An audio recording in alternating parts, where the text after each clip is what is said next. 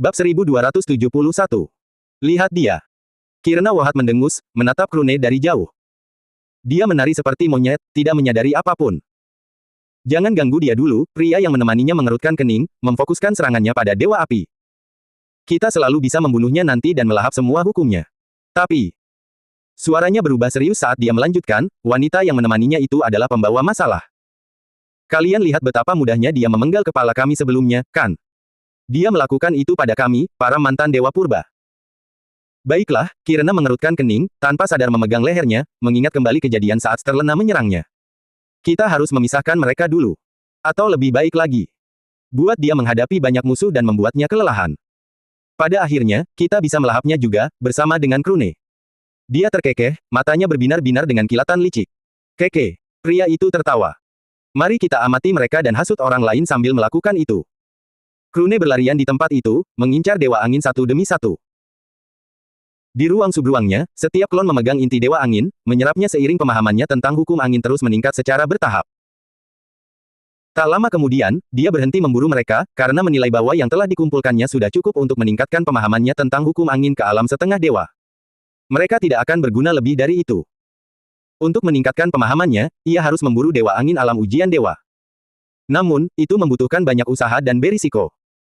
Terlebih lagi, ia harus mengerahkan seluruh kekuatannya, yang pada akhirnya akan mengungkapkan kekuatan sebenarnya. Krune tidak ingin mengambil risiko saat ini, oleh karena itu ia mengalihkan targetnya ke Dewa Air.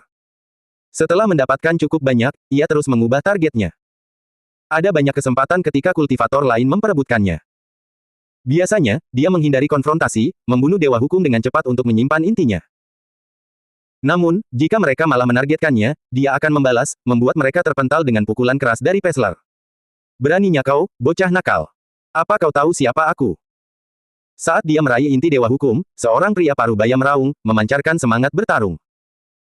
Tidak, jawab Krune dengan serius, menatap mata orang itu sejenak sebelum sosoknya menghilang. Pria parubaya itu hanya bisa marah, karena ia tidak mampu menyamai kecepatan Krune.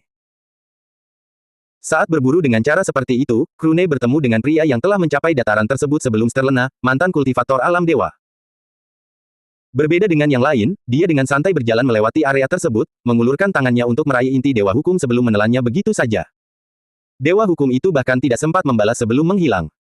Dia tidak menggunakan teknik apapun atau melepaskan setetes pun energi ilahi. Tindakannya juga tidak terlalu cepat, hanya secepat kultivator alam fondasi dewa.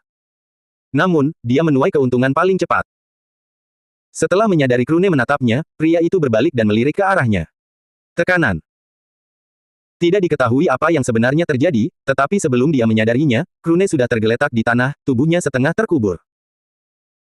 Begitu ia menyadari sesuatu, ia segera bangkit, dan melihat Sterlena berdiri di hadapannya, mengambil posisi melindungi. Setelah menyadari kehadirannya, alis pria itu sedikit berkedut sebelum ia melanjutkan tugasnya memanen inti Dewa Hukum, tanpa mempedulikan hal-hal lain. Apakah kau baik-baik saja? Tanya Sterlena dengan cemas sambil menatap Krune. Ya. Krune memeriksa dirinya sendiri sebelum bergumam bingung, aku masih tidak mengerti mengapa aku berada di tanah. Semuanya terjadi terlalu cepat. Sebaiknya jangan ikut campur dengannya, katanya. Itu cara yang bijak. Aku mengawasimu selama ini, tapi bahkan aku sendiri pun hampir tidak akan mampu bereaksi terhadap serangannya. Tetap saja. Dia tersenyum, menepuk bahunya sambil berkata, seandainya itu orang lain, mereka pasti sudah mati. Kamu patut berterima kasih pada tubuhmu yang kuat. Kamu benar-benar selamat tanpa luka sedikit pun. Tidak, aku telah mengerahkan seluruh energi mentalku untuk mempertahankannya. Gumamnya dalam hati. Itu adalah penghalang yang terus melindunginya, menyerap semua kekuatan dari serangan tersebut. Sebagai balasannya, energi itu pun terkuras. Jadi, hanya berkat mengerahkan seluruh cadangan energi mentalnya ia selamat dari serangan itu. Dan dengan mengerahkan seluruh energi mentalnya, itu berarti seluruh energi yang ada dalam dirinya. Lagi pula, ketiga bentuk energi itu dapat saling menggantikan dalam dirinya. Jadi, dalam sekejap, semuanya menjadi energi mental untuk melindungi diri dari serangan itu. Seandainya dia tidak berada di tahap ke-9 alam dewa yang baru lahir dan masih berada di alam inti dewa, dia pasti sudah mati. Namun, ini juga berarti bahwa tiga energi dalam tubuhnya memungkinkan Krune mencapai tahap di mana ia mampu menahan serangan dari sosok yang sangat kuat yang dulunya adalah seorang dewa. Tiba-tiba, terjadi kepanikan di antara para kultivator saat semua orang bergegas menuju sebuah gunung yang berjarak 100 km. Mereka bahkan mengabaikan inti Dewa Hukum untuk melakukan itu, mata mereka merah padam, dalam keadaan panik. Apa yang sedang terjadi? Krune mengerutkan kening, tidak mengerti situasi yang sedang terjadi. Biar ku cari tahu, kata Sterlena sambil menutup matanya, mengaktifkan hukum-hukum yang tak terhitung jumlahnya saat ia memadatkan semuanya ke dalam matanya, mengaktifkan kemampuan misterius yang memungkinkannya untuk melakukan pengintaian dari jarak jauh. Kemudian, ia memusatkan perhatiannya pada gunung itu, dan memperhatikan 12 batu permata yang melayang di puncaknya, tampak transparan. Setelah menyelidiki aura mereka, dia terkejut sebelum gemetar karena kegembiraan. Inti hukum kosong. Apa itu? Tanya Krune, tanpa menyadari apapun. Mereka sama seperti inti dewa hukum, tetapi tanpa hukum di dalamnya, katanya, hampir tak mampu menahan kegembiraannya, berbicara setelah melihat Krune tidak dapat melihat nilainya. Misalnya, kau memiliki teknik misterius yang baru saja kau pelajari tetapi belum sepenuhnya kau pahami. Tetapi, jika kau melepaskan kemampuan itu ke dalam inti hukum kosong, ia akan menyerapnya dan kemudian berubah menjadi inti dewa hukum dari hukum yang membentuk kemampuan itu.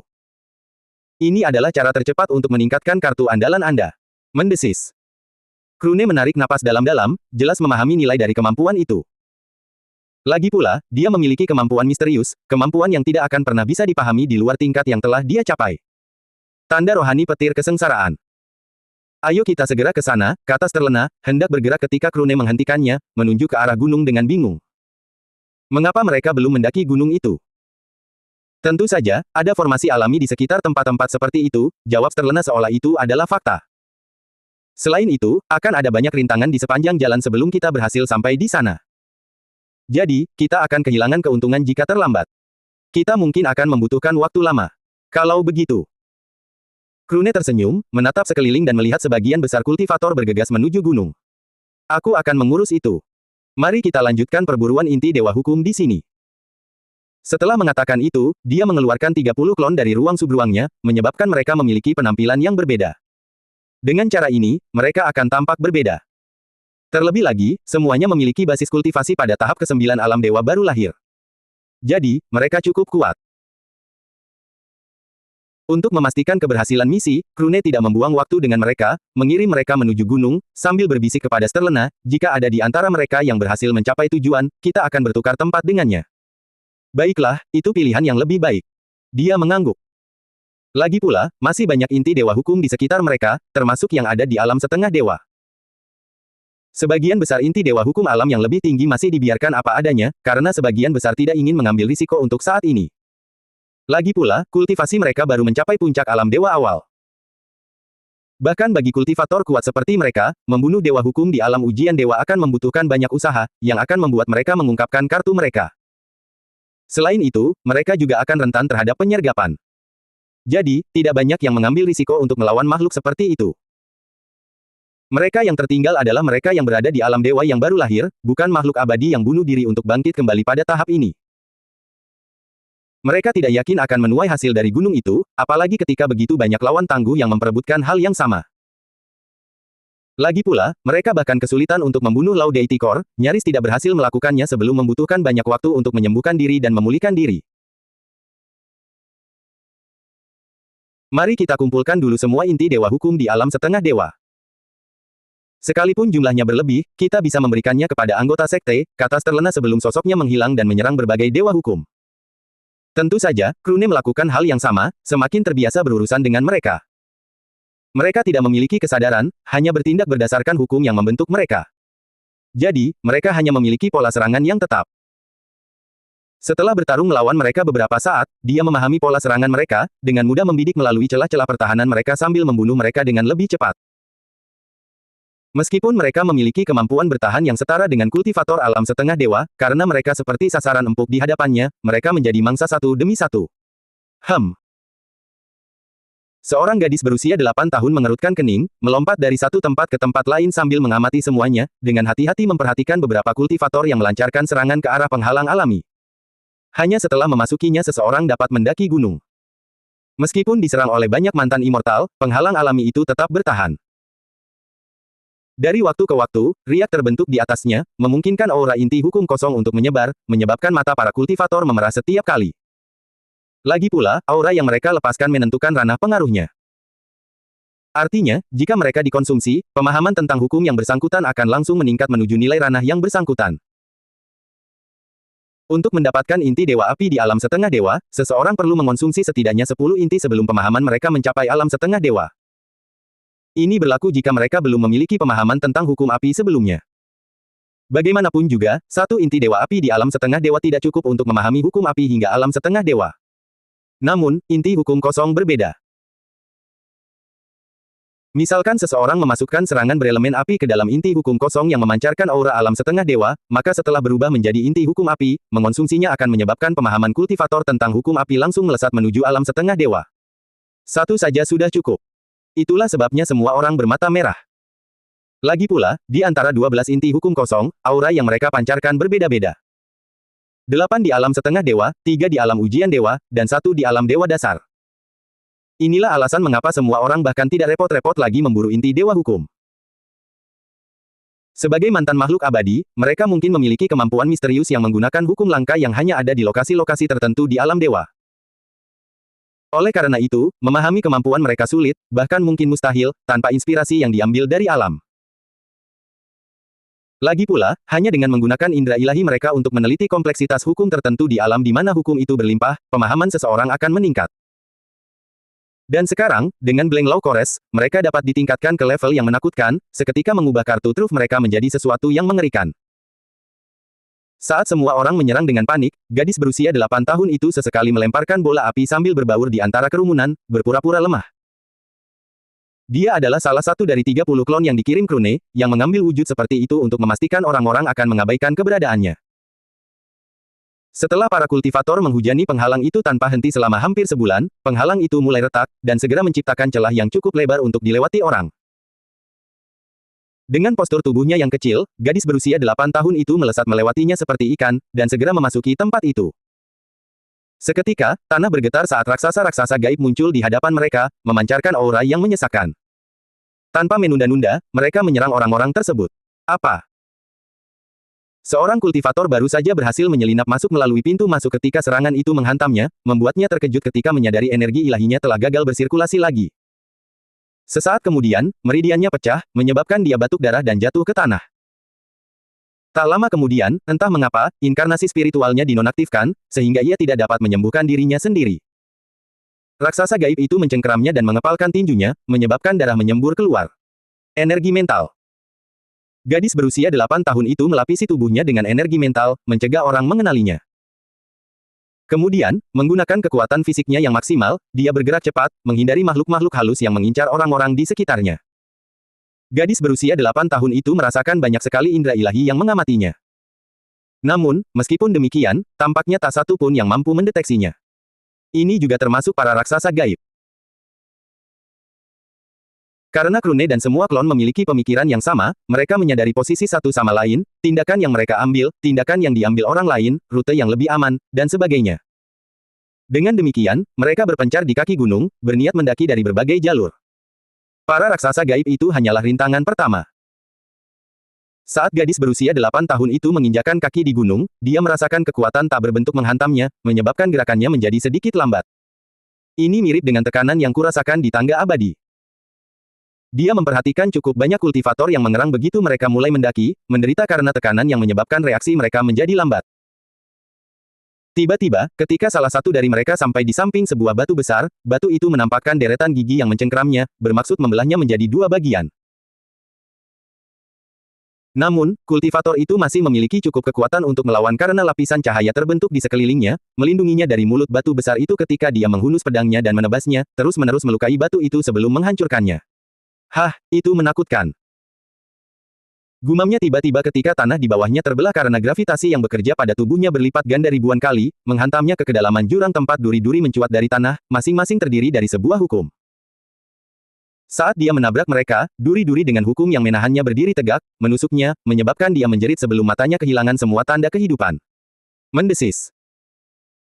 Mereka yang menyaksikan kejadian itu menarik napas tajam karena terkejut, melihat sekeliling dengan cemas, waspada terhadap apapun yang mungkin menyerang mereka. Namun, saat mereka terus mendaki, tekanan pada tubuh mereka menyebabkan konsentrasi mereka sedikit berkurang. Dan seolah-olah mereka telah menunggu hal ini, jebakan muncul tepat pada waktunya, menjebak mereka. Sebagian mengalami luka-luka, sementara yang malang meninggal dunia dengan sia-sia. Hanya mereka inilah yang berhasil melewati alam penderitaan, pikir gadis berusia 8 tahun itu sambil terus mendaki, tidak terpengaruh oleh tekanan saat sosoknya melesat melewati tempat itu dengan kecepatan yang menyilaukan. Setelah Krune mencapai puncak alam dewa awal, hanya dengan fisiknya saja ia mampu melawan kultivator alam setengah dewa tahap awal. Jadi, sosok anak berusia 8 tahun itu tidak mudah terdeteksi. Kecuali mereka memiliki hukum yang memperkuat penglihatan mereka, indera ilahi adalah satu-satunya cara bagi sebagian besar kultivator untuk merasakan pergerakannya. Tetapi tentu saja, mereka tidak akan mampu menjangkaunya, kecuali mereka adalah mantan immortal yang telah mencapai setidaknya alam ujian dewa dan di atasnya. Beberapa jebakan memang muncul di hadapannya, tetapi mudah dihindari. Namun tiba-tiba, dia berhenti, terkejut, dan berkeringat dingin. Tidak terjadi apapun padanya, tetapi hal yang terjadi pada salah satu klon menyebabkan semua orang merasakan ketakutan. Saudaraku, terima kasih telah menyelamatkan hidupku. Seorang kultivator menangkupkan tinjunya, membungkuk sebagai tanda terima kasih. Aku hanya melakukan apa yang menurutku benar, kata seorang pria berbadan tegap dengan janggut merah, sambil tersenyum lebar. Dalam perebutan harta karun ini, kita harus selalu memperhatikan keselamatan kita. Kau benar. Kultivator itu menangkupkan tinjunya. Ia mengenakan jubah abu-abu, dengan kipas yang disampirkan di pinggangnya. Di dekat mereka berdiri seorang wanita yang memiliki kipas yang identik. Mereka adalah sepasang kekasih, membungkuk sebagai balasan. Melirik pria berbadan tegap itu, wanita itu berpikir sejenak sebelum bertanya, "Tuan, mengapa Anda tidak ikut bersama kami?" Jebakannya berisiko, tetapi kita bisa berbagi beban. Tentu, saya tidak keberatan. Pria berbadan tegap itu mengangguk sebelum menemani pasangan tersebut. Tak lama kemudian, mereka akrab satu sama lain, sesekali bercanda sambil berjuang menghadapi berbagai ujian. Pria berbadan tegap itu adalah klon Krune lainnya, yang memutuskan untuk mengambil pendekatan yang lebih lambat. Saat mereka melanjutkan perjalanan, sesosok raksasa gaib muncul di hadapan mereka, dan langsung menyerang mereka. Aku akan bertahan melawan serangannya. Kalian berdua, serang dari samping. Teriak pria berbadan tegap itu sambil mengeluarkan sepasang perisai layang-layang, menyebabkan perisai itu bersinar redup sebelum hembusan angin tercipta. Angin memperlambat serangan makhluk halus itu sebelum lapisan angin tebal di atas perisai menyerap semua kekuatan di balik serangan tersebut, menyebarkannya ke samping dan menghasilkan hembusan angin yang kuat. Hai! Kultivator itu mengayunkan kipasnya, menghasilkan bila angin yang menghantam raksasa eterik itu, hampir memutus tangannya. Sebagai balasan atas serangan yang begitu dahsyat, raksasa eterik itu membuka mulutnya dan melepaskan pancaran kekuatan tak berbentuk ke arah kultivator tersebut, dengan maksud untuk menghancurkan meridiannya terlebih dahulu. Karena panik, dia hendak melarikan diri ketika pria berbadan tegap itu melompat ke tengah keributan, membela diri dari serangan. Fokus saja pada penyerangan. Aku akan membela kalian berdua. Kau yang terbaik. Teriak pria itu sambil bergegas keluar dan terus melancarkan serangan ke arah raksasa gaib tersebut. Sepanjang waktu, kultivator wanita itu telah mencurahkan energi ilahinya ke kipasnya, mengumpulkan kekuatan sebelum melepaskan teriakan eksplosif saat dia mengayunkannya ke arah raksasa eterik itu. Tiba-tiba, sebuah tornado kecil terbentuk di dalam tubuh raksasa gaib itu sebelum membesar, menghancurkannya dari dalam. Dalam waktu 1 menit, raksasa gaib itu hancur dan wanita itu tergeletak di tanah, terengah-engah kelelahan. Jika bukan karena tekanan ini, aku pasti sudah mengalahkannya dengan mudah. Katanya, menyerap energi ilahi yang melimpah, dan mulai pulih. Itu serangan yang hebat. Pria berbadan tegap itu mengangguk memuji, sambil menarik kembali sepasang perisai layang-layangnya dan berkata, karena kami bertiga menggunakan elemen angin, mudah untuk mengoordinasikan serangan kami. Kemampuan bertahan kakakku sungguh mencengangkan. Wanita itu tertawa sambil menatap pria berbadan tegap itu. Aku tak pernah menyangka ia bisa menangkis serangan raksasa itu dengan begitu mudah. Yah, aku memang berlatih, pria berbadan tegap itu baru saja mulai berbicara ketika ekspresinya berubah, perlahan-lahan menampilkan ekspresi kedamaian. Tiba-tiba, meridiannya mengalami perubahan sementara tubuhnya perlahan menjadi transparan. Memang terlihat seperti itu, tetapi kenyataannya, hanya butuh sesaat sebelum berubah menjadi bola energi mini. Dan kemudian, ledakan. Apa yang barusan terjadi? Entah itu Krune atau klon-klonnya, hanya satu emosi yang ada di benak mereka sekarang. Ketakutan yang luar biasa. Lagi pula, salah satu klonnya telah bunuh diri dengan meledakkan diri, sama seperti klon-klon dari Menara Penghapusan. Hal itu sama sekali tidak masuk akal, malah menanamkan rasa takut pada semua orang. Saudari! Teriak Krune sebelum bergegas menghampiri Sterlena, memberitahunya tentang kejadian itu dengan panik. Salah satu klonku menjadi anggota Menara Penghapusan. Bagaimana ini bisa terjadi? Mari kita bahas semua yang dialami klonmu, kata Sterlena, mengerutkan kening sambil bertanya, apakah ada tanggapan atau peringatan dari hukum bencana? Tidak ada. Dia menggelengkan kepalanya, merasa khawatir. Dan bahkan sampai akhir, proses berpikir klon itu benar-benar normal. Tidak ada yang aneh tentang itu. Tapi tiba-tiba, itu meledak. Itu saja. Kemudian, ia menceritakan kembali detail kejadian dari awal, masih diliputi rasa takut. Lagi pula, jika ada musuh eksternal yang menakutkan, maka tidak masalah. Dia akan mampu melakukan sesuatu untuk mengatasinya. Tapi, ini adalah musuh internal. Dan itu adalah salah satu klonnya. Tidak ada petunjuk tentang apa yang telah terjadi. Itu adalah sensasi yang menyeramkan, yang mengacaukan pikirannya. Ledakan. Suara dahsyat menggema saat itu ketika Sterlena menatap ke arah gunung. Gelombang suara dari ledakan klon tersebut baru saja sampai di lokasi mereka. Setelah itu, terlihat sebuah kawah besar di lereng gunung. Asap mengepul, memperingatkan semua petani yang berada di sana. Lagi pula, mereka yang berpengetahuan langsung memahami apa yang telah terjadi. Menara penghapusan. Sebuah organisasi teroris yang ada di mana-mana di alam dewa, metode mereka tidak diketahui, menyerang secara tiba-tiba. Baik tujuan maupun cara mereka tidak dapat dideteksi. Tiba-tiba, gelombang teror menyebar ke seluruh kelompok kultivator, membuat semua orang khawatir dan menyebabkan tindakan mereka menjadi lebih hati-hati. Bahkan kultivator alam dewa yang sudah pensiun pun tak terkecuali, ia mengerutkan kening sambil berjalan menuju kawah, mengamati kawah besar yang terbentuk, dan berpikir, orang yang meledak itu setidaknya pasti seorang kultivator alam ujian dewa yang sudah pensiun. Itu masuk akal untuk kawah sebesar ini. Klon tersebut memang memiliki 3 unsur utama, energi ilahi, energi tubuh, dan energi mental. Ditambah dengan sifat-sifat meridian ilahi, ledakan yang dihasilkan sangat dahsyat. Mantan kultivator alam dewa itu berjongkok, menyentuh abu di tepi kawah, menyisirnya menggunakan indera ilahinya sementara ekspresinya berubah drastis, untuk pertama kalinya dalam beberapa tahun ia mengumpat, sialan. Seperti biasa, ini tidak masuk akal. Tentu saja, dia tahu tentang menara penghapusan perbudakan. Beberapa keturunannya telah menjadi bagian dari itu, meledak ketika mereka mengacaukan banyak rencananya di masa lalu. Kebenciannya terhadap menara penghapusan hanya kalah dengan kebencian yang ia pendam terhadap wali. Dan itu sangat berarti, mengingat kebencian yang dimiliki makhluk abadi seperti mereka bersifat permanen. Tak lama kemudian, dia bangkit dan mulai mendaki gunung, menyadari bahwa tidak ada yang perlu dia selidiki di sini. Setelah aku merebut kembali kedudukanku sebagai dewa, aku akan menyelidiki menara penghapusan perbudakan. Tenanglah. Sterlena meraih bahu Krune, sambil berkata, pasti ada sesuatu yang kita lewatkan di sini. Aku tahu bagaimana rasanya menjadi sasaran mereka. Namun, yang menjadi sasaran kali ini adalah klonmu, jadi cobalah berpikir lebih keras. Apa lagi yang kau rasakan atau indrakan? Atau lebih baik lagi, tiru saja tindakan klon itu agar aku bisa memahaminya, katanya. Baiklah. Sambil menghela napas, Krune mengeluarkan klon lain, membuatnya menyerupai pria berbahu lebar itu, dan membuatnya berperilaku persis seperti klon sebelumnya.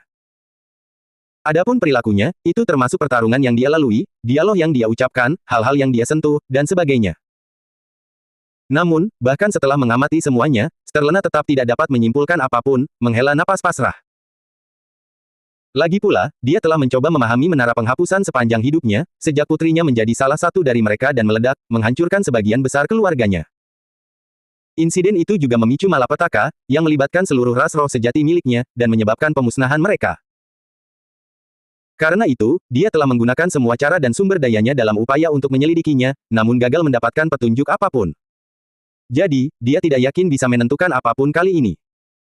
Meskipun begitu, bukan berarti dia akan menyerah, katanya kepada Krune, tanyakan pada Gegrafikan tentang hal itu. Ada kemungkinan dia tahu. Dia seharusnya sudah hidup selama jutaan tahun. Aku akan melakukannya. Krune mengangguk, berniat untuk bertanya kepada pihak lain ketika dia menyadari bahwa tidak ada klon gratis di Sekte Gunung.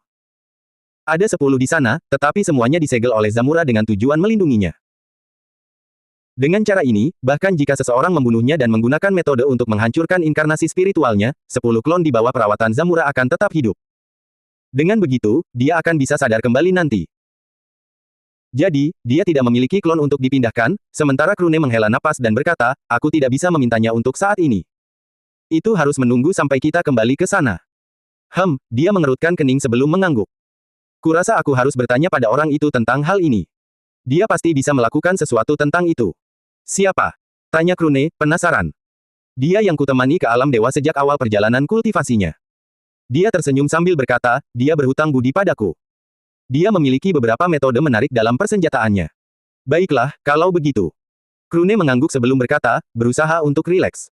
Mari kita lanjutkan perburuan. Hanya inti dewa hukum di alam ujian dewa dan di atasnya yang tersisa. Bagus.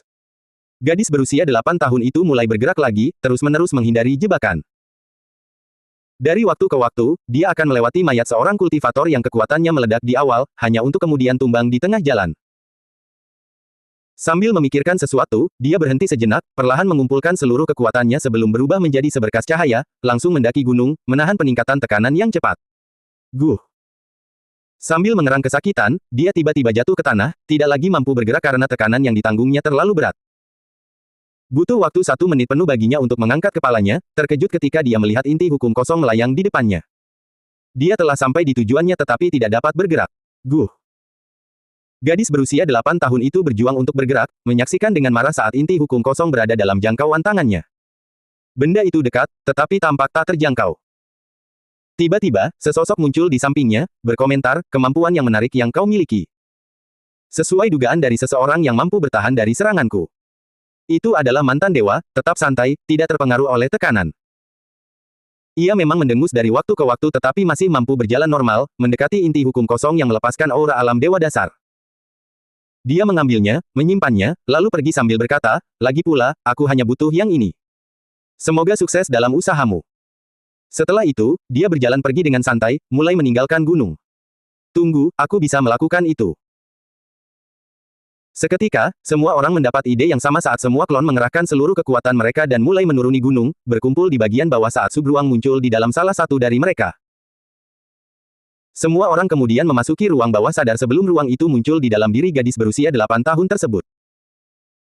Sambil menarik napas dalam-dalam, dia mengalirkan ketiga energi itu di dalam tubuhnya, menyatukannya sesaat saat dia mencapai tingkat kekuatan baru. Trinitas. Kemudian, dia menggunakan penguatan dari peningkatan kekuatan untuk membuka ruang subruang saat klon keluar darinya, tiba selangkah lebih dulu darinya. Kekuatan itu seketika mendorongnya ke tanah ketika subruang itu melesat ke dalam tubuhnya sementara pintu masuknya terbuka, menelan inti hukum kosong. Berhasil. Semua orang tertawa menanggapi saat klon-klon itu keluar dari portal satu persatu, melangkah maju sebelum roboh ke tanah. Kemudian, mereka memadatkan portal di tempat klon lain keluar dan meletakkannya di tanah.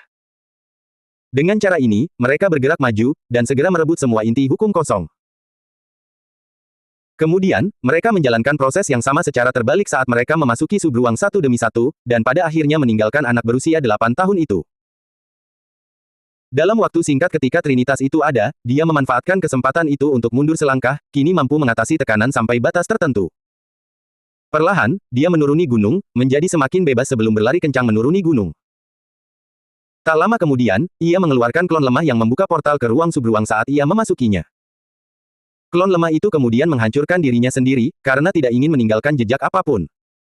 Semakin lemah klonnya, semakin samar jejaknya. Itulah sebabnya dia memadatkan klon yang berada di tahap pertama alam penolakan fana, tingkat kultivasi terendah yang mungkin di alam dewa. Terlebih lagi, klon itu sama sekali tidak memiliki petunjuk tentang kemampuannya, benar-benar klon yang gagal dan dibuat hanya untuk memungkinkan klon yang lebih kuat melarikan diri. Saat ruang subruang kembali kepadanya, Krune tersenyum dan berkata kepada Sterlena, inti hukum kosong di alam dewa dasar telah diambil oleh mantan dewa itu. Sisanya sekarang ada di tanganku. Kak, berapa banyak yang kau butuhkan? Matanya berbinar saat Sterlena menepuk pundaknya, sambil berkata, kerja bagus. Aku tidak pernah menyangka kamu sehebat ini. Aku benar-benar meremehkanmu. Setelah berpikir sejenak, dia menjawab, berikan aku 1 dari 3 inti hukum kosong di alam ujian dewa dan 2 di alam setengah dewa. Itu sudah cukup bagiku. Aku tidak punya hukum bagus lainnya untuk memanfaatkan ini. Baiklah, jawab Krune, berniat membawa mereka keluar dari ruang subruangnya ketika Sterlena menghentikannya dengan tergesa-gesa, sambil berkata. Apa yang kau lakukan? Semua orang akan bisa merasakan auramu. Itu hanya akan menarik lebih banyak musuh ke arah kita. Ah, aku lupa soal itu, Krune tersenyum kecut sambil menjawab. Makhluk kecil ini, dia memutar matanya sebelum memberinya sedikit peringatan. Aku harus memberitahumu sekarang juga. Jika kau menggunakan hukum malapetaka atau hukum keseimbangan pada mereka, itu tidak akan berhasil. Kau hanya akan membuang inti hukum kosong. Apapun yang kau gunakan pada mereka hanya boleh terdiri dari 1 hukum. Baiklah, jawabnya. Apakah kalian ingin menggunakannya sekarang? Ini demi kebaikan kita untuk semakin memperkuat diri. Baiklah. Dia tersenyum, terkejut melihat portal subruang itu. Setelah melirik sekilas, dia memasukinya, berseru dari dalam, ini sangat besar. Tentu saja.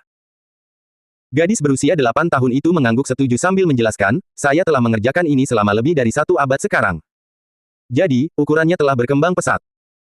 Seandainya saya tidak terlalu sibuk dan lebih fokus pada hal itu, proyek ini akan menjadi setidaknya 10 kali lebih besar.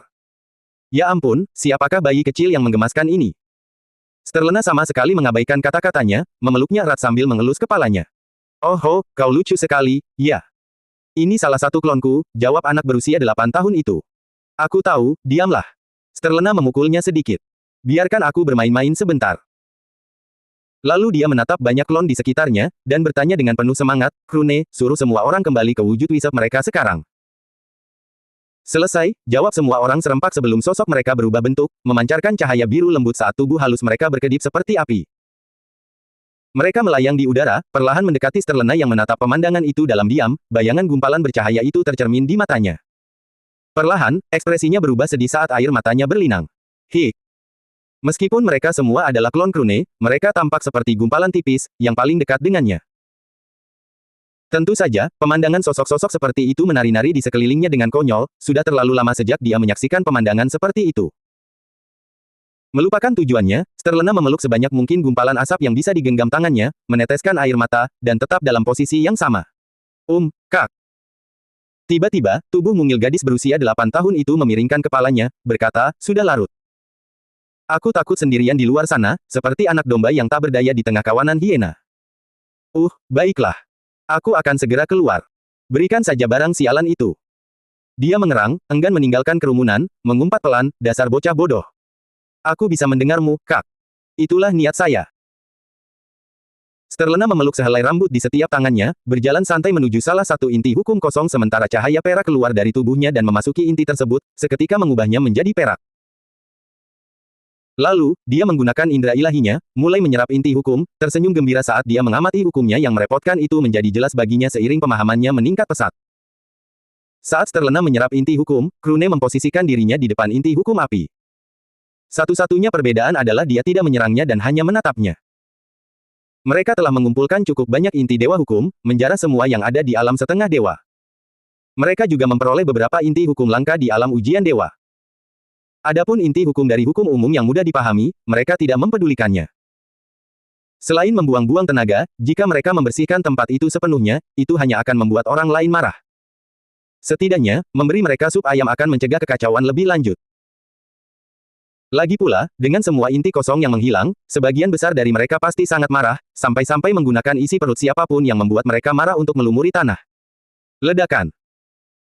Mendengar suara itu, dia berbalik, melihat kilatan cahaya yang tak terhitung jumlahnya di gunung saat orang-orang memang telah terlibat dalam pertempuran.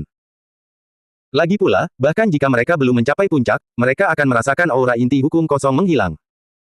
Selain itu, para mantan Dewa Primal seharusnya sudah mencapai puncak kekuatan mereka sekarang. Pertarungan meletus di antara mereka terlebih dahulu sebelum menyebar ke yang lain. Minggir. Tiba-tiba, semburan energi ilahi yang dipenuhi hukum api dan es menghantam ke arahnya. Saat Krune menghindarinya, sekelompok orang menyerang Laukor terdekat dengan ekspresi keserakahan. Dia menyadari bahwa mereka semua asing, pendatang baru yang baru saja memasuki inti benua super yang masih muda itu. Orang-orang terus berdatangan ke tempat itu. Pesanan Krune hanyalah yang pertama tiba. Seiring waktu berlalu, keuntungan kami sebagai pesanan pertama akan berkurang. Namun, fakta bahwa mereka telah memperoleh Blank Laukores saja sudah sepadan dengan perjalanan itu. Jadi, Krune tidak khawatir. Selain itu, benua super yang masih muda itu sangat besar, dengan harta karun yang tak terhitung jumlahnya di mana-mana.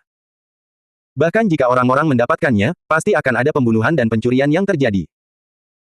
Selain 3 barang yang telah ia janjikan kepada Lady Strombisa, ia tidak perlu khawatir tentang hal lain. Lagi pula, ia telah menyembuhkan kekurangannya, memperoleh cara untuk menjadi lebih kuat, memahami penggunaan energi mental yang sebenarnya, dan juga mendapatkan seorang kakak perempuan untuk diandalkan dan disayangi. Ini sudah merupakan perjalanan yang membuahkan hasil. Sambil menatap orang-orang yang mulai berkelahi satu sama lain memperebutkan inti hukum sebelum berlari ketakutan ketika inti hukum mengejar mereka, Krune menunjukkan ekspresi sedikit arogan. Lalu ia teringat sesuatu, menjilat bibirnya sambil mulai mengeluarkan bahan-bahan masakan, dan segera menyiapkan dapur. Lalala, aku punya ikan besar untuk dimasak, Krune mulai bersenandung, dengan santai mengeluarkan daging binatang iblis yang disimpannya di ruang subruangnya, mengulitinya terlebih dahulu sebelum merendamnya sebentar. Setiap proses yang membutuhkan waktu dipercepat dengan bantuan indera ilahinya, yang secara manual melakukan proses yang membutuhkan waktu untuk dikerjakan sendiri. Lalu ia mengeluarkan pesler miliknya, menekannya perlahan ke daging ketika indera ilahinya berubah menjadi api, melelehkan tulang-tulang tersebut. Alih-alih membuangnya, Krune menyebabkan tulang yang meleleh itu meresap ke dalam daging, menggunakannya sebagai kuah untuk merebus potongan daging tersebut. Apapun yang telah ia ekstrak sebelumnya, kini ia gunakan sebagai bahan tambahan. Lagi pula, ada perubahan sederhana yang kini dapat ia lakukan. Hukum indera ilahi. Berkat itu, kendalinya atas daging, kedalaman yang ia rasakan di dalamnya, perubahan yang dapat ia lakukan semuanya semakin dalam, memungkinkannya untuk mengeluarkan cita rasa alami daging sekaligus menghilangkan bau, rasa, dan asam tubuh yang tidak sedap. Tak lama kemudian, ia menyalakan api dan dengan mahir mengendalikannya, mengubahnya menjadi bola, sementara potongan daging itu benar-benar berubah menjadi ikan dan berenang di dalamnya, menggunakan api seperti air.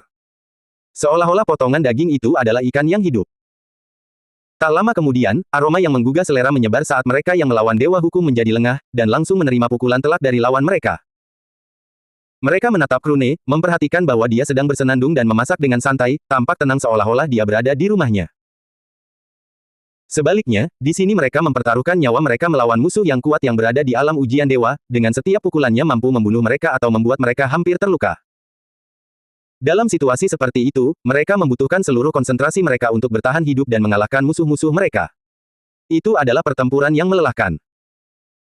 Tetapi di depan mereka terbentang aroma makanan yang memikat, sesuatu yang membuat perut mereka berbunyi lebih keras daripada guntur. Mereka bukanlah manusia biasa, melainkan para kultivator. Selain itu, setiap orang memiliki inkarnasi spiritual. Jadi, mereka berada di atas para kultivator, makhluk abadi yang tidak membutuhkan makanan untuk bertahan hidup. Energi ilahi adalah semua yang mereka butuhkan untuk bertahan hidup. Namun, rasa lapar yang mendasar tumbuh dalam diri mereka seiring dengan semakin kerasnya suara gemuruh perut mereka. Apakah seseorang sedang mengalami cobaan? Salah satu kultivator di kaki gunung menatap langit, mengerutkan kening karena tidak melihat awan gelap di sana. Aneh. Dari mana suara ini berasal? Perlu dicatat bahwa gunung tersebut terletak 100 km jauhnya dari kelompok yang perutnya keroncongan. Apa yang kau lakukan? Sterlena keluar dari ruang subruang, mengamati masakan Krune sambil menjentikkan jarinya, menyebabkan sejumlah barang muncul di tanah, terbuat dari bahan-bahan berharga. Meja, piring, mangkuk, dan lain-lain, semua yang dibutuhkan muncul dalam sekejap. Itu luar biasa. Krune tersenyum, memahami bahwa kekuatan Sterlena memungkinkannya untuk langsung memadatkan benda apapun yang dipilihnya dari tanah. Itu adalah kekuatan yang hampir bisa dibilang curang. Wow, serunya, sambil menyaksikan ikan berdaging itu melompat keluar dari bola api dan mendarat di piring besar. Secara misterius, kaldu mulai merembes keluar darinya, mengubahnya menjadi hidangan aneka ragam. Tidak. Mereka yang bertarung meneteskan air mata karena suatu alasan, iri dengan kontras yang tajam. Di sini mereka, dipukul di wajah oleh Dewa Hukum, sementara di sana mereka, dengan gembira menyantap makanan lezat sambil menganggap penderitaan mereka sebagai hiburan. Aku ingin pulang. Salah satu dari mereka terisak, menyerah saat itu juga sambil cemberut, terkulai di tanah dan menggambar lingkaran di sana dengan murung. Selera yang luar biasa, komentar Sterlena, sambil melahap makanannya seperti tupai, dan memarahinya. Makanlah pelan-pelan. Seolah-olah kau bisa mengatakan itu. Krune memutar matanya, tampak seperti tupai lain saat ia melahap makanan, menelannya sambil tiba-tiba menatapnya tajam, menunjukkan kemarahannya, kau tidak menanyakan namanya. Ikan daging terbang, komentar Sterlena sambil mengacungkan jempol. Itu namanya, kan? Bukan. Teriak Krune menjawab. Bukan itu namanya. Itu terbang. Ikan daging terbang ini enak, mengabaikannya, dia berkomentar, seperti yang diharapkan dari ikan daging terbang. Penerbangan. Terbang. Rasanya memuaskan. Krune menjilat bibirnya, bersendawa sekali, jelas-jelas telah makan lebih banyak daripada yang mampu ditampung perutnya. Sudah lama sekali dia tidak memasak dengan benar, jadi dia terbawa suasana. Sampai kapan kau akan bermalas-malasan? Tanya Sterlena setelah beberapa saat. Tidak boleh. Jawab Krune sambil menguap sekali. Kita punya pekerjaan yang harus dilakukan. Jawabnya. Pekerjaan apa? Krune mengangkat alisnya karena penasaran. Tentu saja, curi beberapa harta karun, Sterlena menyeringai saat menjawab. Oh, aku lupa soal itu. Sambil menghela napas, Krune bangkit dan langsung bergerak cepat. Baiklah, ayo kita pergi, kau kakak perempuan teladan. Ada apa dengan judul menjijikan itu? Sterlena menggosok lengannya, melihat bulu kuduknya merinding, lalu mendengus sebagai respons. Kedengarannya bagus, kata Krune padanya, sambil membungkuk secara tradisional, melakukan hal yang lebih dari sekadar membungkuk saat ia menenggelamkan kepalanya ke tanah. Saya memberi hormat kepada Yang Mulia. Busur saya adalah tingkat rasa hormat saya. Sambil memutar matanya sebagai respons, Sterlena berjalan pergi, menuju lebih dalam ke benua super yang masih muda itu. Sementara kita membuang waktu, yang lain sudah masuk lebih dalam. Kau baru menggunakan satu di antaranya. Bagaimana dengan dua sisanya? Tanya Krune. Bukan sekarang, katanya kepadanya. Aku akan menyimpannya untuk sementara waktu. Jika aku mendapatkan sesuatu yang lebih baik, aku akan menggunakannya untuk itu. Baiklah. Krune menemaninya, segera berlari kencang saat sosok mereka berubah menjadi kabur dan menghilang. 3 detik setelah mereka menghilang, ledakan sonik bergema di tempat awal mereka, memperingatkan kultivator yang telah tiba di sana untuk menyergap Dewa Hukum. Gelombang kejut itu membuatnya waspada dan terfokus padanya, lalu mengejarnya. Sambil meneteskan air mata karena ketidakadilan itu, kultivator tersebut terus melarikan diri. Di dalam ruang subruang, seorang klon menatap inti hukum kosong alam uji coba dewa, menunjuknya dengan jari sebelum mengaktifkan tanda spiritualnya. Tanda rohani, kilat kesengsaraan. Petir kesengsaraan menghantam inti hukum kosong yang langsung menyala sebagai respons. Inti itu berpendar biru saat energi mistis meresapinya. Setelah menyadari bahwa itu adalah hukum kesengsaraan, inti hukum kosong tidak langsung berubah menjadi itu, melainkan memeriksa untuk memastikan bahwa ini adalah kemampuan yang dimiliki oleh seseorang dan bukan petir kesengsaraan yang muncul ketika seseorang menghadapi kesengsaraan. Tidak ada makhluk berakal yang seharusnya mampu menggunakan kekuatan petir kesengsaraan. Ini adalah hukum langit. Oleh karena itu, aturan ini diberlakukan untuk mencegah orang memanfaatkan inti hukum kosong untuk menyebabkan petir selama masa kesengsaraan seorang kultivator jatuh ke atasnya dan mengubahnya menjadi hukum kesengsaraan. Dahulu kala ada seseorang yang pernah melakukan itu, yang pertama dari jenisnya. Dia kemudian menjadi dewa petir kesengsaraan, Lufile. Setelah itu, alam dewa melarang tindakan tersebut, memberlakukan pembatasan pada petir kesengsaraan untuk mencegah siapapun memahaminya dengan menggunakan inti hukum kosong. Namun, karena petir kesengsaraan ini berasal dari Krune, batasan yang diberlakukan oleh alam dewa tidak lagi berfungsi, sehingga mengubahnya menjadi inti dewa hukum kesengsaraan. Sambil tersenyum, klon itu mulai menyerapnya sementara setiap klon langsung menutup matanya, merasakan kekuatan mistis muncul dari lubuk hati masing-masing. Lagi pula, mereka memahami hukum kesengsaraan, dan dengan kecepatan yang sangat cepat. Saat berlari, Krune tiba-tiba menutup matanya, berhenti di tempat. Terkejut dengan tindakannya yang tiba-tiba, Sterlena menyenggol bahunya ketika dia menyadari rambutnya berdiri tegak seperti tersengat listrik. Petir kesusahan. Dia benar-benar terkejut sebelum tertawa terbahak-bahak. Seperti yang diharapkan dari saudaraku. Dia menjentikan jarinya dan sebuah kastil langsung terbentuk di sekeliling mereka, seketika tertutup oleh berbagai susunan dan batasan yang tak terhitung jumlahnya, mencegah siapapun untuk mengintip ke dalam. Sekarang, Krune bisa fokus pada pemahamannya tanpa khawatir. Perlahan, seiring pemahamannya terus meningkat, udara di sekitarnya menjadi tidak stabil, mulai mengeluarkan percikan api dari waktu ke waktu. Dia bahkan tidak menggunakan tanda spiritualnya, tetapi tubuhnya sendiri mampu secara alami memanfaatkan kekuatan ini. Dan tidak, dia tidak memancarkannya dari tubuhnya, melainkan memadatkannya dari lingkungan sekitarnya. Bagaimana dia bisa melakukan ini? Sterlena terkejut saat melihat hukum gravitasi di sekitar Krune tiba-tiba melemah, dan tubuhnya mulai melayang di udara. Sebagai respons, kilatan petir pun meningkat intensitasnya. Perpaduan ilahi, landasan Tuhan. Inti Tuhan, Tuhan yang baru lahir. Alam setengah dewa, alam ujian dewa. Pemahamannya tentang hukum kesengsaraan akhirnya mencapai puncaknya ketika Krune membuka matanya dan kilat menyambar di atasnya, menyebabkan dia tersentak sesaat sebelum dia kembali sadar. Lalu dia mengulurkan tangannya, memperlihatkan telapak tangannya saat kilat menyambar di atasnya. Setelah melihat percikan api itu, dia mengangguk mengerti. Begitu. Ini hanya kilat biasa, bukan hukum kesengsaraan yang sesungguhnya. Itu hanya untuk kilat yang dia ciptakan dari ketiadaan, sambil tersenyum menanggapi. Tapi, aku tidak pernah menyangka itu akan berhasil di sini juga. Star Imperial Master. Tanya Sterlena dengan terkejut. Konsep yang sama berlaku di sini juga. Kurang lebih memang seperti itu cara kerjanya. Krune mengangguk sambil melanjutkan, aku hanya memanfaatkan kekuatan alam. Itulah kekuatan seorang Star Imperial Master. Sepertinya kau tak akan pernah lelah lagi saat bertarung. Sterlena tersenyum. Musuh-musuh kalian pasti punya keinginan untuk mati, atau mereka memang cenderung ke arah itu. Ke arah mana? Krune menatapnya, berpura-pura tidak tahu. Cara Muskat, jawab Sterlena. Muskat, balas Krune. Bukankah itu masokis? Muskat, katanya sebelum mulai bergerak. Jika kau sudah selesai, ayo kita pergi. Kak, apakah kau menginginkan hukum indra ilahi? Krune tersenyum gembira, memasang ekspresi pedagang yang tidak jujur saat menatapnya. Aku bisa menukarkannya denganmu dengan harga diskon. Hukum indra ilahi. Sterlena terkejut. Pertama, hukum kesengsaraan, dan sekarang hukum indra ilahi. Kau memiliki beberapa hukum berharga dalam koleksimu. Lalu dia melambaikan tangannya sambil berkata, percuma saja. Aku tidak akan bersaing denganmu di jalur ini. Kurasa tidak ada seorang pun yang memiliki hukum ini. Jadi, raihlah otoritas penuh dalam hal ini terlebih dahulu. Jika aku juga memahaminya, itu hanya akan memperlambat peluangmu untuk menguasai hukum ini. Tapi, aku tidak berencana menjadikan ini hukum utamaku, Krune mengerutkan kening sambil menjawab. Kalau begitu, buatlah, kata Sterlena dengan sangat serius. Lengan, kaki, dan bahkan separuh otak seorang kultivator mungkin terbuat dari indera ilahi. Orang yang mengendalikan hukum ini mengendalikan 4 alam. Sebagai sosok yang semu, kau sangat cocok untuk tugas ini. Selesai. Krune menyelesaikan penyerapan inti hukum indera ilahi di alam ujian dewa, dan langsung merasakan bahwa kendalinya atas semua kemampuannya telah meledak kekuatannya. Hukum indera ilahi dan hukum petir kesengsaraan.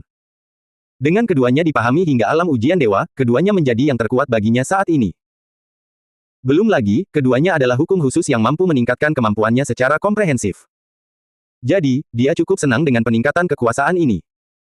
Saat ini, dia dan Sterlena sedang menuju ke suatu wilayah yang oleh para kultivator di sekitarnya disebut hujan terbalik. Itu adalah tempat di mana tetesan air mengembun di permukaan tanah dan terbang ke langit. Tempat ini dipenuhi dengan hukum air, begitu melimpah sehingga seseorang dapat tinggal di sini dan memahami hukum air hingga alam dewa purba. Itulah kualitas yang terkonsentrasi di sini. Tentu saja, seperti yang diharapkan dari tempat yang begitu berharga, harta karun yang tersimpan di sini juga berada pada level yang sama. Menjatuhkan. Itu adalah zat kristal berharga yang menyembuhkan kotoran dalam diri setiap kultivator, baik di tubuh, meridian, atau bahkan jiwa. Itu adalah obat mujarab yang juga membantu seseorang menjernihkan pikiran mereka dengan sebaik-baiknya, memungkinkan mereka untuk menggunakan indera ilahi mereka dengan cara yang paling jernih dan memahami keajaiban berbagai hukum yang mereka pahami. Fakta bahwa mereka dapat membantu pemahaman hukum saja sudah menjadikan mereka sumber daya yang berharga. Sebuah sekte dapat didirikan di sekitarnya dan mengubahnya menjadi kekuatan yang besar. Begitulah nilai tempat ini. Lagi pula, produksinya tampak tak terbatas. Meskipun demikian, hanya satu tetes yang dihasilkan di area luas yang dicakup oleh hujan terbalik per menit, menjadikannya sumber daya yang berharga. Mengonsumsi setetes hanya membantu membersihkan tubuh dan pikiran mereka selama sehari, sehingga merupakan sumber daya yang dapat habis. Oleh karena itu, seperti biasa, terjadilah pertumpahan darah. Pergi sana, muka kuda. Seorang petani membanting galah besar ke arah para pesaingnya, menepis mereka. Ayah di sini yang akan mendapatkan hasil ini. Ayah harus minta izin ibu dulu. Seorang wanita parubaya menyeringai menanggapi, lalu naik ke atasnya sebelum melemparkannya jauh dengan tongkat serupa. Bodoh, aku suamimu. Kultivator itu meneteskan air mata sambil berubah menjadi anak panah dan terbang jauh, menghantam sebuah bukit di kejauhan. Itulah sebabnya aku memukulmu. Wanita parubaya itu meraih uang itu sebelum menghilang dari tempat tersebut. Kemudian dia tiba di depan bukit dan memberikannya kepada suaminya yang baru saja mendaki keluar dari kawah. Ini dia. Aku sendiri yang berani melewati suka dan duka untuk mendapatkan harta karun yang tak tertandingi ini untukmu. Sang kultivator memutar matanya, lalu membalas, tapi, benda itu sudah ada di tanganku saat kau menepisku. Astaga, kau tidak perlu berbohong separah itu. Wanita parubaya itu tersipu sebelum menamparnya pelan. Ini hadiahku untukmu. Terima kasih, kurasa. Kultivator itu menggenggam tetesan itu, jelas tidak mampu tertawa atau menangis. Situasinya benar-benar tidak masuk akal, tetapi disinilah dia, sudah menikah dengan wanita gila ini. Bagaimana denganmu? Lebih baik punya sepasang, dia baru saja mulai berbicara sebelum menyadari kesalahannya, lalu menutup mulutnya. Tapi, sudah terlambat karena wanita parubaya itu menyeringai padanya. Dia mencubit pipinya memerah sambil berkata, seperti yang diharapkan dari suamiku. Kau sadarkan aku juga butuh setetes. Sekarang pergilah dan ambilkan satu untukku juga. Jangan membuatku menunggu terlalu lama. Sialan mulutku. Sambil menggerutu dalam hati, kultivator itu menghela napas dan bangkit, kembali menuju medan perang yang berantakan. Semenit kemudian, setetes air lagi muncul ketika semua orang berkumpul di sekitarnya, berniat untuk meraihnya, namun tiba-tiba air itu menghilang. Apa-apaan ini? Bagaimana itu bisa menghilang? Apakah ada yang salah di sini? Sekelompok kultivator melihat sekeliling tetapi gagal merasakan sesuatu yang aneh. Saat mereka melihat sekeliling dengan kebingungan, 1 menit berlalu dan setetes air muncul hampir di tepi hujan terbalik. Namun, bahkan belum sesaat setelah kemunculannya, tetesan itu menghilang, menyebabkan orang-orang marah. Apa yang sebenarnya terjadi? Mengapa ini menghilang begitu cepat? Apakah seseorang menggunakan indera ilahi mereka? Siapa idiot yang mengatakan itu? Biarkan ayahmu memuntahkan beberapa sel otak ke dalam otakmu. Hah! Kau berani? Horsetail, mau berkelahi? Kentut kuda, kamu yang minta duluan. Seketika itu juga, dua kultivator terlibat dalam pertarungan hidup dan mati. Saraf mereka sudah tegang, jadi dengan pemicu sekecil apapun, mereka mulai bertarung dengan brutal. Mengabaikan mereka, anggota kelompok lainnya sibuk berdiskusi. Mustahil tetesan itu muncul di tempat yang diliputi oleh indera ilahi. Selain itu, kita harus berada pada jarak tertentu darinya agar tetesan itu muncul. Jika tidak, tetesan itu tidak akan muncul. Jarak ini berada di luar jangkauan indera ilahi kita, jadi bagaimana mungkin tetesan itu menghilang begitu cepat? Bagaimana mungkin aku tahu? Kamu bodoh. Mana mungkin, sok pintar. Kalau kau punya otak, kenapa kau tidak mencari kebenaran sekarang juga? Namun, ada satu hal yang pasti saya ketahui. Apa? Kematianmu akan terjadi dalam 1 menit. Kelompok lain mulai saling berkonflik. Dan alasan mengapa IQ semua orang menurun drastis adalah karena hujan. Karena air hujan turun dari tanah, sebagian besar langsung mengenai hidung para kultivator yang berkeliaran, sangat mengganggu mereka. Seolah-olah mereka sedang tenggelam. Namun, jika mereka melindungi diri dengan indera ilahi, maka tetesan air itu akan berhenti terbentuk. Jadi, mereka tidak punya pilihan lain selain membiarkan hidung mereka disemprot oleh air hujan. Hal yang sama juga terjadi pada mata mereka setiap kali mereka menatap tanah. Kerusakannya masih bisa ditoleransi, tetapi iritasinya sangat tinggi. Baiklah, setetes lagi didapatkan. Salah satu klon Krune, yang telah berubah menjadi pria parubaya berambut lebat, tersenyum, melepaskan indera ilahinya saat setetes muncul dan mengambilnya. Lalu bagaimana dia memperolehnya? Itu sederhana. Tampaknya jangkauan indera ilahi seseorang hanya dibatasi oleh tingkat kultivasinya. Dengan kata lain, hal itu tidak dibatasi oleh tingkat kultivasi seseorang. Jadi, setelah pemahaman Krune tentang hukum indera ilahi mencapai alam ujian dewa, jangkauan indera ilahinya juga menjadi sangat luas. Saat ini, dia memiliki kesadaran ilahi terbesar di seluruh superbenua yang masih muda itu. Apa yang kau bicarakan? Lelaki tua itu bergidik, berbalik untuk menatap Krune. Tiba-tiba, salah satu saraf di wajah Krune meledak, menyemburkan darah dengan kekuatan yang cukup besar. Pria tua itu terlempar, dan terbatuk-batuk mengeluarkan darah sebagai responsnya. Dia mencoba menyembuhkan dirinya sendiri tetapi menemukan bahwa inkarnasi spiritualnya tidak mampu melakukannya. Dengan energi ilahinya yang ditekan, dia tidak dapat menggunakan indera ilahi dari inkarnasi spiritualnya, dan langsung menjadi lemah. Hanya penguatan pasif tubuhnya berkat berbagai hukum yang dimilikinya yang melindunginya. Tetapi melawan Krune yang mengamuk dan memiliki kultivasi tubuh untuk digunakan, itu tidak cukup. Fei Fei, jawab Krune, perlahan mengucapkan satu kata demi satu kata.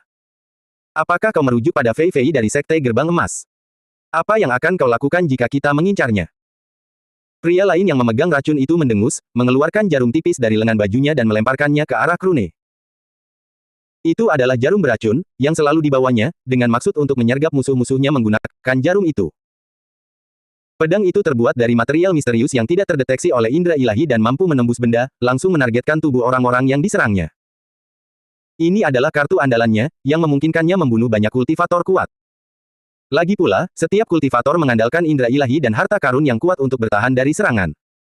Namun, jarum ini mampu menembus semuanya. Selain itu, racun di dalamnya sangat kuat sehingga bahkan mereka yang berada di alam dewa dasar pun akan terpengaruh. Terkadang, mereka bahkan akan mati, tergantung situasinya. Karena indera ilahi tidak berfungsi, dia tidak bisa menyimpannya di cincin penyimpanan dan harus membawanya di tangan. Sayangnya baginya, saat jarum itu terbang ke arah Krune, hukum malapetaka memperingatkannya. Terlebih lagi, dari sudut pandangnya, jarum itu bergerak seperti siput saat dia dengan tenang berjalan ke sisinya, menyelidikinya dengan indera ilahi sebelum kemudian mengambilnya menggunakan energi mental. Kemudian dia menyimpannya di dalam cincin penyimpanan dan menusukkan tangannya ke dada pria itu, menghancurkan jantungnya. Semua ini terjadi sebelum jarum bergerak 1 meter menjauh dari tangan pria itu.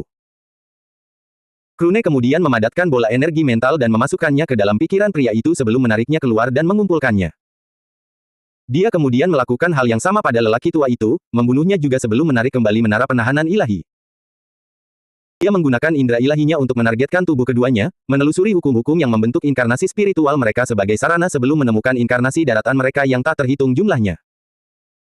Dengan jentikan jarinya, dia menghancurkan mereka semua, memastikan mereka tidak akan pernah bereinkarnasi.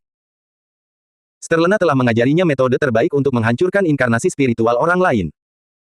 Setelah menyelesaikan semuanya, dia menjentikan tangannya, membakar tubuh mereka hingga tidak tersisa debu sekalipun. Saat dia melepaskan menara penahan ilahi miliknya, inkarnasi tanah yang mereka lepaskan di tempat itu pun ikut hancur. Fei Fei yang mereka bicarakan, Sterlena tiba di sampingnya, memperhatikan Krune menatap kedua bola yang telah dikumpulkannya. Dengan menggunakan energi mentalnya, dia menelusuri ingatan keduanya, mendapatkan gambaran umum, lalu mengangguk dengan ekspresi marah. Memang benar. Setelah beberapa detik, dia menarik napas dalam-dalam, menenangkan diri, menenangkan wajahnya, lalu berkata, "Maaf, aku terlalu emosi. Aku sudah siap menghadapi musuh-musuhnya." Tapi mendengar mereka membicarakan tentang menargetkannya, aku jadi kehilangan kendali. Apakah masih ada lagi di sini? Tanyanya selanjutnya. Memang benar. Salah satu dari mereka adalah mantan Dewa Purba, Krune mengangguk sambil menjawab. Kalau begitu, kenapa kau tidak menyerahkan mereka yang sebelumnya berada di atas alam ujian dewa kepadaku? Dia menyeringai. Mari kita musnahkan mereka sekarang juga. Aku tidak suka melihat ekspresi marahmu. Aku tahu di mana mereka berada, kata Krune sambil memadatkan paus awan di sekeliling mereka berdua sebelum terbang. Paus awan itu segera mempercepat lajunya, terbang ke arah tertentu. Melalui ingatan lelaki tua dan pria yang membawa racun itu, Krune mengetahui di mana mereka berada saat ini. Mereka tidak hanya menunggu. Sebaliknya, mereka tetap tinggal untuk menyergap anggota Sekte Gerbang Emas yang telah memasuki benua super yang masih muda itu untuk memperkuat diri dan melawan musuh-musuh mereka. Salah satu dari mereka, Banteng berkepala 3, yang memiliki informasi berharga telah melarikan diri, sehingga dua musuh lainnya mengejarnya. Tentu saja, baik itu Sekte Gerbang Emas, atau musuh mereka, Sekte Kabut, Krune tidak berencana untuk membiarkan salah satu dari mereka hidup-hidup. Lagi pula, Banteng berkepala 3 itu berasal dari Sekte Gerbang Emas, tetapi dia dengan mudah membocorkan lokasi Fei Fei. Terlebih lagi, sudah menjadi fakta bahwa Sekte Gerbang Emas adalah pihak yang telah memusnahkan Sekte Kabut di masa lalu. Lagi pula, Fei Fei baru menjadi anggota mereka selama beberapa tahun. Tapi, melibatkan dia dalam pertengkaran mereka. Sekte Gerbang Emas memiliki seseorang yang disebut Dewa Peramal yang mampu meramalkan lokasi Fei Fei. Itu berarti, bahkan jika Sekte Kabut tidak mengetahui lokasinya, para penyintas Sekte Gerbang Emas akan tiba di Sekte Gunung untuk mencarinya. Dan jelas, Sekte Kabut akan mengejar mereka, yang hanya akan membahayakan Fei Fei. Kita menghancurkan kedua belah pihak, kata Krune. Tentu. Sterlena bahkan tidak bergeming mendengar klaim itu. Di masa lalu, dia telah memasak dan memakan tubuh manusia dan binatang iblis. Lagi pula, tak terhitung banyaknya kultivator yang memperlakukan wisep sebagai alat kultivasi. Tentu saja, roh sejati dijuluki sebagai versi yang lebih unggul dari yang lain. Jadi, jika seseorang yang bukan wisep atau roh sejati membuat dia kesal, dia akan memasaknya untuk sarapan, makan siang, atau makan malam, kapanpun waktunya. Setelah kehilangan seluruh peserta lomba, setelah sekian lama, dia bertemu dengan sesosok makhluk halus, yang menurutnya sangat menggemaskan. Dan melihatnya menunjukkan kemarahan seperti itu, dia tidak menyukainya. Wisep adalah makhluk bodoh sejak lahir. Kebencian dan kemarahan seperti itu bukanlah bagian dari kode etik ras mereka, pikirnya, menguatkan tekadnya saat matanya berbinar. Aku akan membunuh mereka semua sebelum Krune sempat bergerak. Bersambung.